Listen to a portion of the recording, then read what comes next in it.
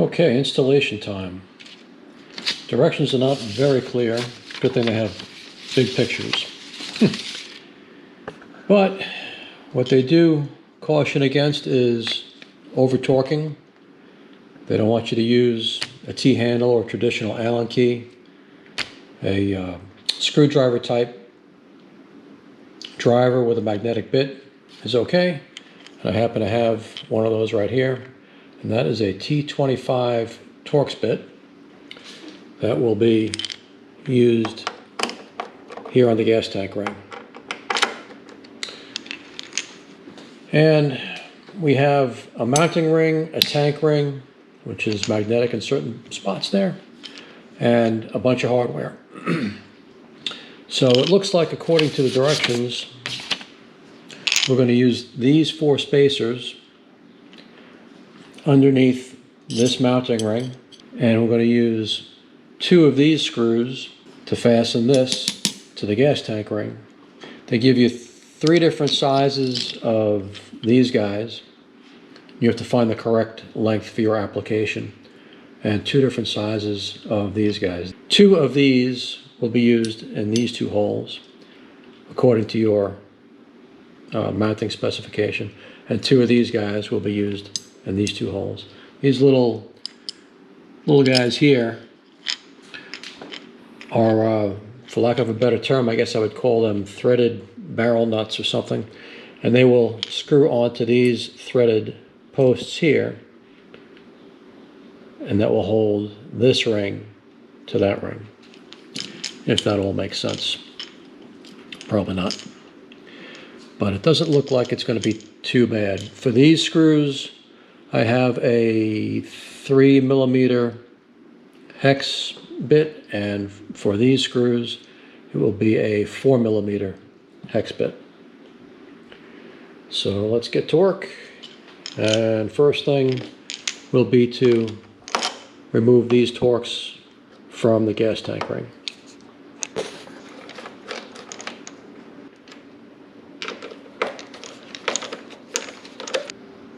These bolts were a little difficult to get out of their recessed well. You might find that you have to use a small pick to get in there, get under the head of the bolt, and lift it out. Okay, so after taking these 2 forward bolts out of here, you have to kind of hold that trim piece in place under the gas cap lock. You have to be real careful when you open this. You don't want anything falling in your gas tank, but the easiest way to do this, it seems,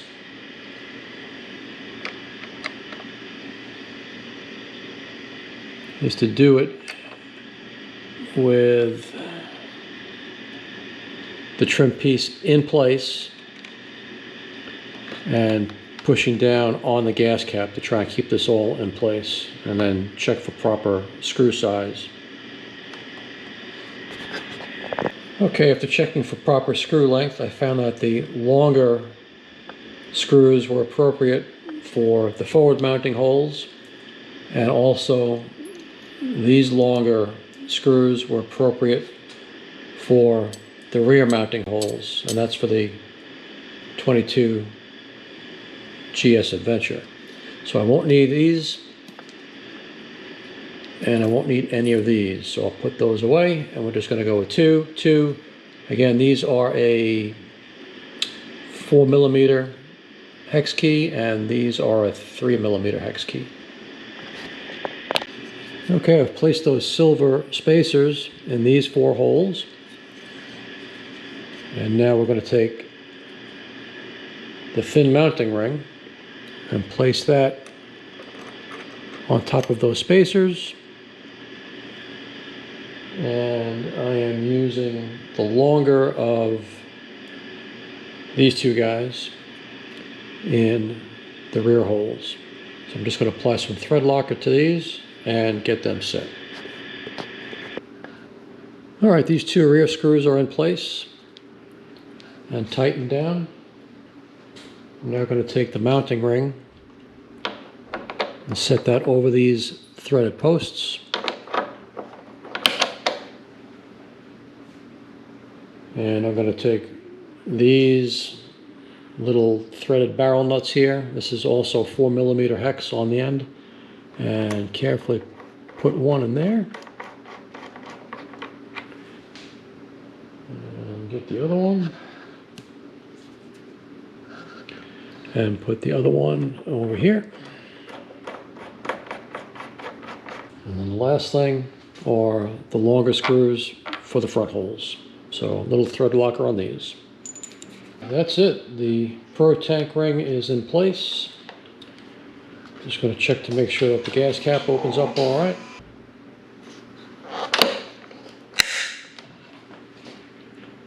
Looks good.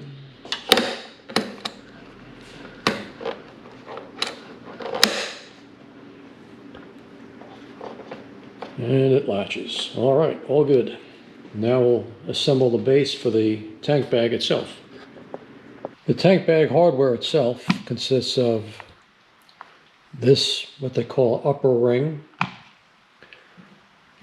4 hex head screws, and these are 3mm also, it looks like. One little buckle for the strap itself, and that's about it. So the directions say to thread the red strap through that buckle on the upper ring. So let's do that now. Just going to thread the strap right through that loop. Pull it tight, and it should end up with the reinforced end of the strap kind of looped over that plastic hook. Next we're going to attach, or I should say reattach, this little plastic buckle. So for the buckle, I'm just going to thread the strap up through one end and over itself and back down to the other end, like so. Okay, now we're going to attach the upper ring mounting plate to the underside of the tank bag. This is the front of the bag where the handle is, and this is the back of the bag. You can see on the underside of the bag these indents, these serrations will kind of match up with the ridges on the upper ring. So we're going to place the upper ring over these mounting studs, and when it's semi-snug you can hear the ratcheting as those ridges and indents meet up. I'm going to drop our 4 mounting screws into the holes.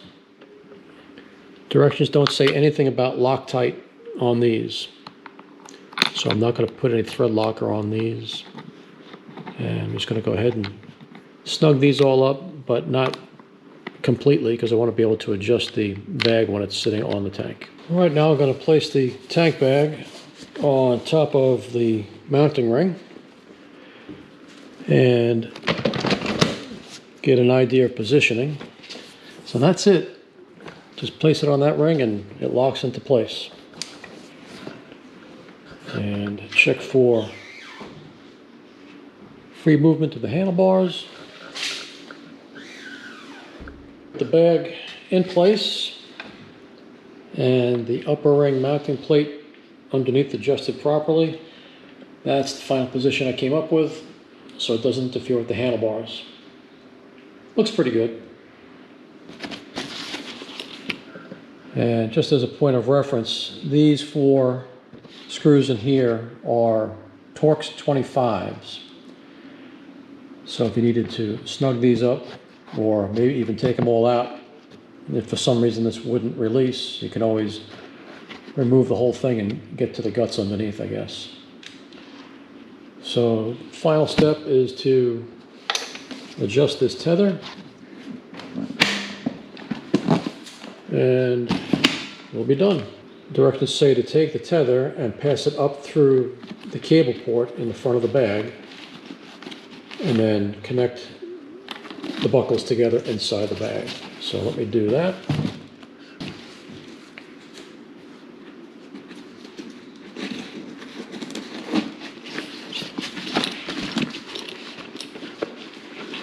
Okay, here is the tether inside the bag now. We're just going to snap these guys together and then adjust the length of the tether. And that's it. There's the final product. That's the length of the tether that I went with. Place the bag on the ring. That's it. It's on there. It's not going to go anyplace. You want to remove it. Take the tether in the front, pull, and it releases the bag, and you're done. That's all there is to it. Just want to note that you'll have access to the built-in pocket with the ring in place, but not with the bag in place. Once the bag is on there, you're not going to get to that without removing the bag. So special thanks to Amir Sheikh. He led me in the right direction with this bag, and I'm pretty happy with the results. Check out his channel. I'll post a link in the details, and give him a look. He's got some good stuff up there as well. That's all for now. Thanks for watching. Hope you enjoyed it. Hope you learned something, and I'll see you next time.